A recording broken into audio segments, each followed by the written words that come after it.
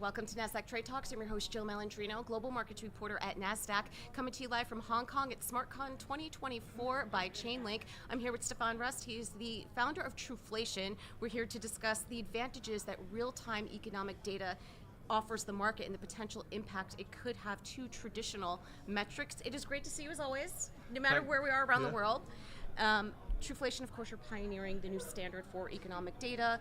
What's unique about the advantage that real-time economic data offers to the market? So it offers really two things, right? Number one is you can make faster investment decisions based on the real-time data that you have.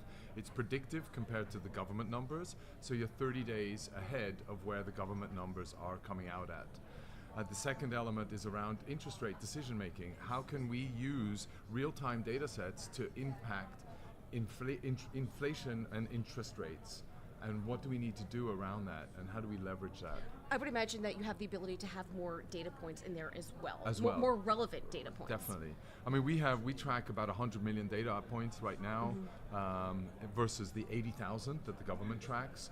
So, and we do this real time. And some of the data sets come in on a daily basis. Other data sets don't change that often, so they come in on a weekly basis or bi-weekly even. Yeah. And so that's how we track it in real time. So with DeFi evolving rapidly, what role do you envision for Truflation's data in supporting synthetic assets and what they're leveraging blockchain technology to do? Yeah. And so that's exactly where we're going. Web3, we're trying to build out synthetic assets, perpetual trading capability, futures contracts, using inflation data and or other indexes.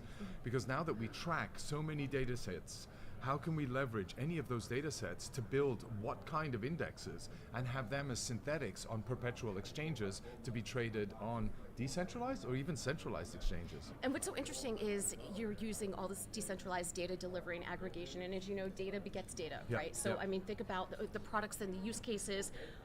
Our conversation could look very different 6 months to a year from now.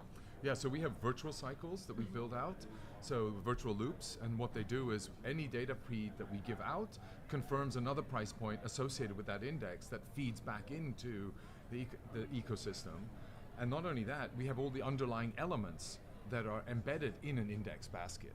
And then so how do you then trade on those, and what is the impact between the basket itself and the underlying? So let's tee me up for my next question here. I'm hearing that you're about to do another launch. Can you share more about the product? Yeah, so index.fun, where we want anybody, so it's permissioned, but anybody can create their own index. So you can leverage the 100 million data sets that we have on the Truth network, leverage those to build out any kind of index. You can build a carnivore index, you can build a hedge index, you can build a deadlift index, or you can build a GameFi index. Yeah. So all these different types of indexes, and ultimately they then get traded on prediction markets and on exchanges. Yeah, I'm thinking to myself, all the products that could potentially be derived off of these indexes. So it certainly is exciting. And so anybody can create. So you can come up with a yoga index. You could come up with, a vegan index. You know, we've had really very creative ideas, leveraging price feeds from commodities to goods that you buy at the retail outlet to temperature. So you're going to have to do a yoga index, and I want it to, it could be JILL, that's 4 letters. Yeah, Jill. So it works out well. All right, appreciate the insight as always. Thanks for joining us on Trade Talks, and thanks for joining me from SmartCon. I'm Jill Malandrino, Global Markets Reporter at Nasdaq.